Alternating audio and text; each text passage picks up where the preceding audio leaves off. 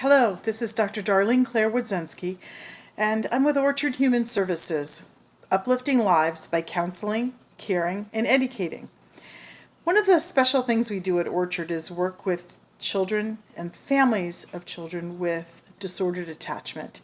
It could be a child who was adopted or in foster care, or a child who had some sort of disruption in high quality care. Maybe a child who suffered from neglect or abuse. And then in some cases, children are traumatized because of serious life circumstances like a storm or a house invasion or some sort of violence or a serious accident. Then there are a whole list of contributing factors to interference in healthy attachment development. Things like death, divorce, a family member being deployed, a family member having a serious mental health or medical condition, or perhaps a child has the medical condition. Some babies are born and placed in NICUs or neonatal intensive care units for many weeks or months at a time, and that can seriously interfere with the process of the child bonding and attaching with the mother and primary caregivers. So today I wanted to talk about the Mama Mystique. There is a really incredibly challenging, painful, and heart-wrenching phenomenon that happens with many children who suffer from disordered attachment. And as I'm sure you all know, attachment development is the capacity of the child to be human. It's the thing that allows humans to love and be loved, trust and be trustworthy, care and be cared for by others, and to have compassion and to receive compassion and caring for others.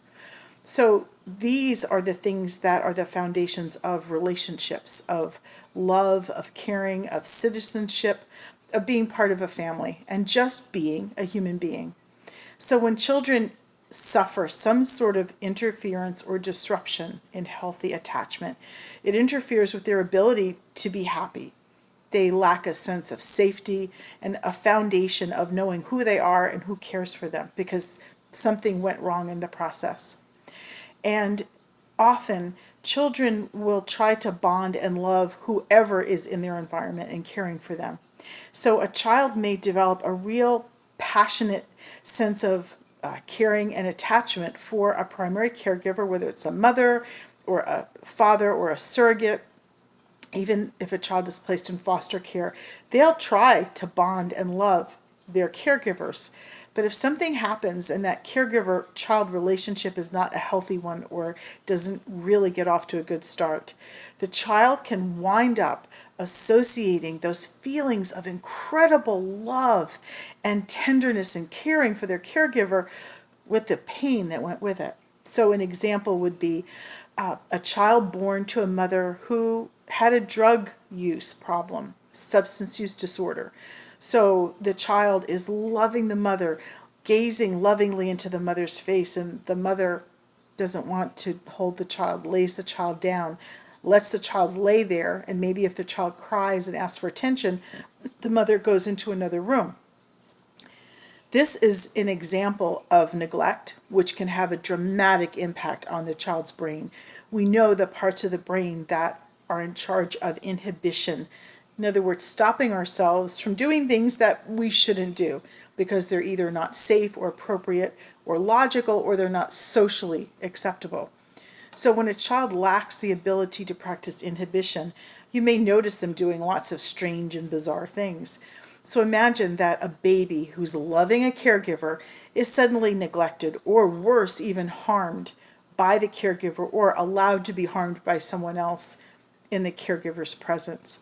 The child suddenly is going to associate the feelings of love and caring for that primary caregiver with something really horrific. Now, when that child moves forward in life and attempts to make another serious attachment with another caregiver, that child is very likely to go back to those same brain cells that stored the original memories of love for that original caregiver and the same feelings of upset and pain and terror and heartache that were associated with the neglect, the trauma, or the abuse. And so what we see is that as children move on to new relationships, perhaps are placed in another family, or maybe are adopted or taken care of by another family member, like a sister or an aunt or a brother or a grandfather, as the child tries to bond with another caregiver, and it's usually a female caregiver where the problems arise, the child at the same time remembers the pain and the suffering associated with that primary loving parent-child or caregiver-child relationship. And the child goes berserk. And so we call this the mama mystique of attachment disorder. And so how it looks in families is that a really wonderful family might adopt a child, and that mother is a great mother. Many of the families that we work with were already successful parents who had children that they'd raised successfully, either into their tween or teen years, and some even into early adulthood. And then the parent said, gosh, we're in a place in life where we can take on another child, bring in a child who doesn't have a home, and give them a chance. So these mothers who are very loving and compassionate people, who have awesome mothering skills, will take on this child. And then something goes wrong. The child will reject that mother. Well, why? Because when the child feels the nurture and the compassion and hears that tender, loving voice of the new mother going, oh, it's okay, sweetie, I'm here, I love you, and the comfort and the holding and the tenderness, the baby remembers the first time that he or she loved, and then remembers being separated from that person, and then remembers the other circumstances, again, whether it be trauma, abuse, neglect, or some other traumatizing situation. And so the baby just freaks out and starts pushing away. And the thing is, they tend to do this to the mother, but not so much the father, the siblings, the grandparents, the other people in the child's world. And so you'll have these incredible mothers who know that they're putting their all into it. And no matter what they do, this baby is rejecting them. Perfectly good mothers who are loving and nurturing and cooing and coddling and caring just like they're supposed to. But what they get out of their new baby, whom they've adopted or taken on through foster care or have taken over the care of from a friend or a family member in distress or who was unable to care, what they get from that baby is rejection. These babies will bite, kick, scream, or just stiffen up and push away. They never actually settle down, put their head on the mama's shoulder, and calm down and allow themselves to be held. They tend to fight any type of cuddle or nurturance. But curiously, that same child may do okay with the dad. That is the really confusing and confounding part. Sometimes the dads are able to pick up these children and cuddle them, maybe not for a long time, but for a few seconds at a time, maybe even a minute or two. So the dads and the other family members in the satellite around that child have a more normalized relationship with the child. Mind you, the child is not overly warm and friendly with any of those key family members, but the child acts okay enough that all those family members look at that mom and say, hey, what's the matter with you, mom? If you're just a little bit more patient, this is just a little baby or just a little child.